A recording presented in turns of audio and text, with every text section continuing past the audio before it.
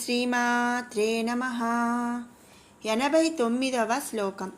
శివప్రియా శివపరా శిష్టేష్టాశిష్టపూజితా అప్రమేయా స్వప్రకాశా మనోవాచామగోచరా. శివప్రియా, శివ శివుడు, ప్రియా ప్రియం కలిగినది, శివుని యందు ప్రియం కలిగినది అని ఈ నామం యొక్క అర్థం. శివుడు తన ప్రియుడిగా కలిగి ఉన్నట్టిది అని కూడా మరొక అర్థం వస్తుంది. కాబట్టి అంటే మనం పైనామాలన్నిట్లో కూడా చెప్పుకున్నాం కదా, శివతత్వం కలిగినది, శివుని భార్య అని ఇట్లా మనం చెప్పుకున్నాం కదండి. అందుకనే ఆ తల్లిని శివప్రియ అని కూడా మనం స్తుతించుకుంటున్నాము. ఇక తర్వాత నామం శివపరా. శివ పర, పరమైనది, శివుని కంటే పరమైనది అంటే శివుని కంటే ఉన్నతురాలు, శివశక్తి మూలశక్తి అయినది అంటే శివశక్తి ఈ తల్లికి మూలశక్తిగా కలిగి ఉన్నదని ఈ నామం యొక్క అర్థం. ఇంతకు ముందు నామాల్లో మనం చెప్పుకున్నట్లు ఆ తల్లి మూలమని మనం చెప్పుకున్నాం కదండి. మూలశక్తి, మూలం ఆ తల్లే ఈ మొత్తం అంతా జగత్తుకు కూడా మూలము. కానీ మనం ఇక్కడ ఏంటంటే శివుని కంటే కూడా ఉన్నతురాలు. ఎందుకంటే ఆ తల్లికి సరి సమానమైన లేదా మించి కానీ ఎలాంటి శక్తి లేదు, అంతకు మించి లేదా ఆ తల్లికి సరి సమానమైన పోలిక అనేది లేదు అనుకున్నాం కదండి. అందుకని శివుని కంటే కూడా ఉన్నతురాలు కాబట్టి ఆ తల్లిని శివపర అని మనం స్తుతించుకుంటున్నాము. శిష్టేష్ట, శిష్ట అంటే సత్కర్మలు, ఇష్ట అంటే మిక్కిలి అనురాగమును ప్రేమను కలిగినది. సత్కర్మలను ఆచరించు భక్తుల యందు మిక్కిలి అనురాగమును ప్రేమను కలిగినది అని ఈ నామం యొక్క అర్థం. అందుకనే ఆ తల్లిని శిష్టేష్ట అని మనం పూజించుకుంటున్నాము. ఇక తర్వాత నామం శిష్ట పూజిత. శిష్ట అంటే మనం పైనామంలో చెప్పుకున్నాం కదా, సత్కర్మలు. పూజిత పూజింపబడుతుంది, సత్కర్మలు ఆచరించు వారిచే పూజింపబడుతుంది కాబట్టి ఆ తల్లిని శిష్ట పూజిత అని మనం స్తుతించుకుంటున్నాము. తర్వాత నామం అప్రమేయ. అప్రమేయమునందు అకార శబ్దమునకు అర్థము బ్రహ్మ విష్ణువులు, వారిచే తెలుసుకొనదగినది అని అర్థం అన్నమాట. అనగా వారిని ఆరాధించుటచే తెలియనది. అంటే ఆ బ్రహ్మ విష్ణువులను మనం ఆరాధించామనుకోండి, ఆ తల్లి గురించి కూడా మనం తెలుసుకోగలుగుతామన్నమాట. వారిని ఆరాధించుటచే ఆ తల్లి ఏమిటి అనేది మనకి తెలుస్తుంది. అందుకనే అప్రమేయ అని మనం ఆ తల్లిని స్తుతించుకుంటున్నాము. తర్వాత నామం స్వప్రకాశ. స్వ అంటే తనకు తానుగా, ప్రకాశ ప్రకాశించినది, తనకు తానుగా ప్రకాశిస్తుంది కాబట్టి ఆ తల్లిని మనం స్వప్రకాశ అని స్తుతించుకుంటున్నాము. సమస్త జగత్తుకు ఆధారభూతమైనటువంటి పరబ్రహ్మ స్వరూపిణి అయిన దేవికి ఇతర ఆధారములు మరేవీ లేవు. అంటే ఆ తల్లి ఇంకా ఎలాంటి ఆధారము లేదు, ఎలాంటి శరీరము లేదు అలా అని మనం ముందు నామాల్లో చెప్పుకున్నాము. అన్నింటి యందు కూడా చైతన్య స్వరూపమైనటువంటి దేవి తన యందు తానే ప్రకాశించుట చేత స్వప్రకాశ అని అనబడుచున్నది. కాబట్టి ఆ తల్లిని మనం స్వప్రకాశ అని స్తుతించుకుంటున్నాము. తర్వాత నామం మనో వాచామ గోచర. మనో మనసు, వాచామ మాటతోను, గోచర తెలుసుకొనుటకు. మనో వాచామ గోచర అంటే మనసుతోనూ మాటతోనూ తెలుసుకొనుటకు వీలు కానట్టిది అనగా అని ఈ నామం యొక్క అర్థం. అంటే ఏంటంటే మనసుతో ఊహించుటకు వీలు అవ్వదనమాట, మాటలతో ఆ తల్లిని వర్ణించుటకు కూడా వీలు ఉండదు. అలాంటి స్వరూపమును ఆ దేవి కలిగి ఉన్నది. మనం ముందు నామాలన్నింటిలో కూడా చెప్పుకున్నామండి, ప్రతిసారి కూడా చెప్పుకుంటున్నాం. ఏంటి అంటే ఆ తల్లికి ఒక స్వరూపం అనేది లేదు, ఒక ఆధారం అనేది లేదు, వర్ణించటము వీలు కాదు అని మనం అన్ని నామాల్లో కూడా కొన్ని పైన నామాల్లో చెప్పుకున్నాము.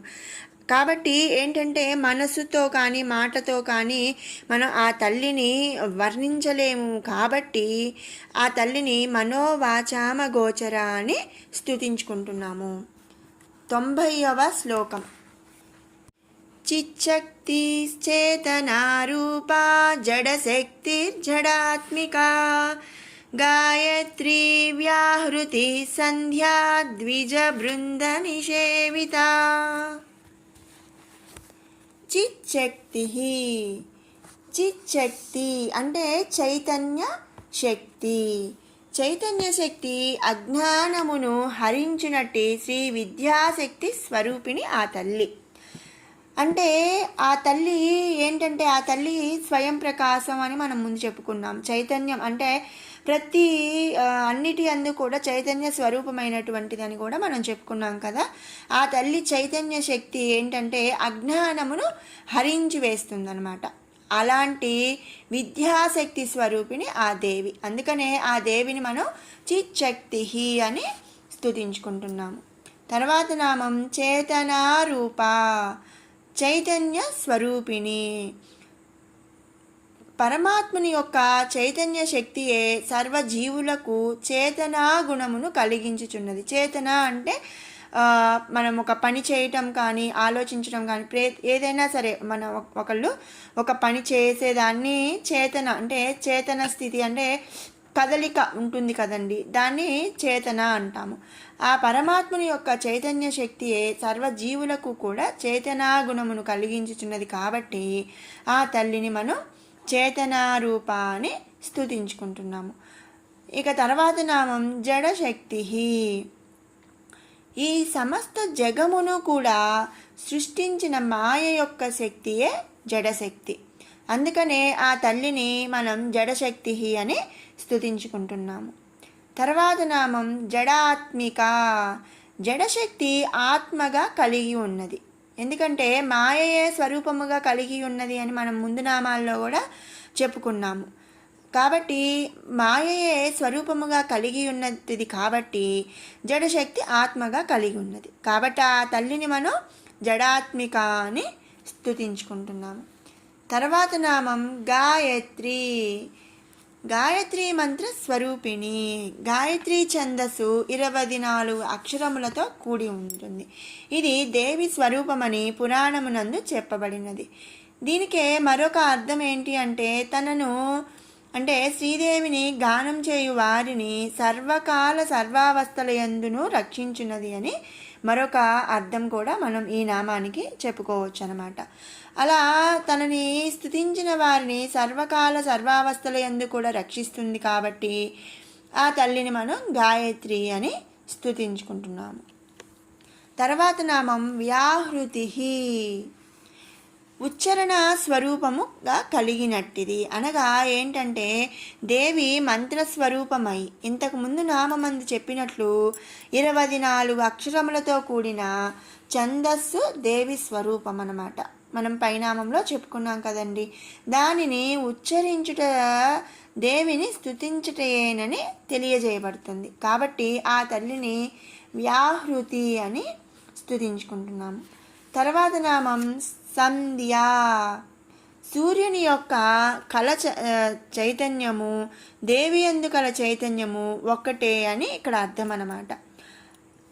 అలా ఒకటే అవటం చేత సంధ్యాకాలమునందు దేవిని ఉపాసించుటచే సంధ్యాకాలమందు ఆరాధించతగినది అయి ఉన్నది. అందుకని ఆ తల్లిని సంధ్య అని మనం స్తుతించుకుంటున్నాం. ఎందుకంటే సంధ్యాకాలమందు దేవిని ఉపాసించుటచే సంధ్య అని మనం స్తుతించుకుంటున్నాం. తర్వాత నామం ద్విజ బృంద నిషేవిత. ద్విజ బృందము చేత సేవింప తగినది. ద్విజులనగా ఉపనయన సంస్కారమును పొందిన వాళ్ళు. బ్రాహ్మణులు క్షత్రియులు వైశ్యులు అందరూ కూడా ఉపనయనము అంటే వాళ్ళు మనం చూస్తుంటాం కదండి. బ్రాహ్మణులైతే చిన్న వయసులోనే వాళ్ళకి ఉపనయనం చేస్తారు, అంటే జంజం వేస్తారు. ఇక వైశ్యులు క్షత్రియులు వీళ్ళు ఏంటంటే వివాహ సమయంలో వాళ్ళకి ఉపనయనం అనేది చేస్తారు. ఆ ఉపనయనములో గాయత్రి మంత్రం వాళ్ళకి చెప్తారనమాట. ఉపనయనం చేసినప్పుడు వాళ్ళకి గాయత్రి మంత్రాన్ని ఉపదేశిస్తారు. అంటే ఆ రోజు నుంచి ఉపనయనం జరిగినప్పటి నుంచి కూడా వాళ్ళు ఆ గాయత్రి మంత్రాన్ని చదివే అర్హత పొందారు అని చెప్తుంటారు. ఇలా ద్విజ బృంద నిషేవిత, ద్విజులు అంటే ఉపనయనము జరిగిన వాళ్ళు అని. ఇలా ఉపనయనము జరిగిన వారి చేత సేవింప తగినది ఆ తల్లి. మరి అంతే కదండి, మనం పైనామంలో గాయత్రి స్వరూపిణి అని చెప్పుకున్నాము. గాయత్రి మంత్రం ఉపనయన సమయంలో ఉపనయనం చేసేటప్పుడు వాళ్ళకి చెప్తారనమాట, గాయత్రి మంత్రాన్ని ఉపదేశిస్తారు. కాబట్టి వాళ్ళు అప్పటి నుంచి ఆ గాయత్రి మంత్రాన్ని చదివే అధికారం అనేది, అర్హత అనేది వస్తుంది. వాళ్ళ చేత ఆ తల్లి సేవింపబడుతుంది. కాబట్టి ద్విజ బృంద నిషేవిత అని మనం స్తుతించుకుంటున్నాము. ఆసనమందు అంటే శయనము అంటే శయనము, ఆసనము అంటే కూర్చునే ఇది. ప్రయాణం చేసేటప్పుడు, భోజనమందు తినేటప్పుడు మహాత్ములకు ద్విజుల చేత ఒక్క సంధ్యాదేవతయే నమస్కరింప తగినదనమాట అని రేణుకా పురాణమందు ఉంది. కనుక దేవి అట్టి వారి చేత సేవింపదగినది. కాబట్టి అంటే ఇక్కడ ఏంటంటే అర్థము, మనం తింటున్నా, కూర్చున్నా, ప్రయాణం చేస్తున్నా, పడుకున్నా, ఏ సమయంలో అయినా సరే ఆ మహాత్ములకు ద్విజులు అంటే ఉపనయనము పొందిన మహాత్ముల చేత ఒక్క సంధ్యాదేవతయే. మనం పైనామంలో సంధ్యాదేవత అంటే గాయత్రి రూపం, అంటే మనం పైనుంచి చెప్పుకుంటూ ఉన్నాం గాయత్రి రూపం అని చెప్పి. ఆ గాయత్రి రూపమే తల్లి కూడా సంధ్యా సమయంలో ఆరాధింపబడుతుంది కాబట్టి సంధ్య అని మనం స్తుతించుకుంటున్నాము. అలాగే ఆ తల్లి గాయత్రి స్వరూపిణి అని కూడా మనం ముందు నామంలో చెప్పుకున్నాము. మరి ఇక్కడ ఆ గాయత్రి మంత్రం అనేది మనం ఎప్పుడైనా ఇలాంటి ఏ సమయంలో అయినా సరే ద్విజుల చేత నమస్కరింపదగుతుంది. అది ఆ సంధ్యాదేవత ఒక్కటే మాత్రమే నమస్కరింపదగినది అని రేణుకా పురాణమందు కలదు. కనుక దేవి అట్టి వారి చేత సేవింపదగుతుంది. కాబట్టి ఆ తల్లిని ద్విజ బృంద నిషేవిత అని మనం స్తుతించుకుంటున్నాము. విన్నారు కదండి 89, 90 శ్లోకాల అర్థాలను. ఇప్పుడు 87 నుంచి 90 శ్లోకాల వరకు కూడా 2 సార్లు పారాయణ చేసుకుందాము.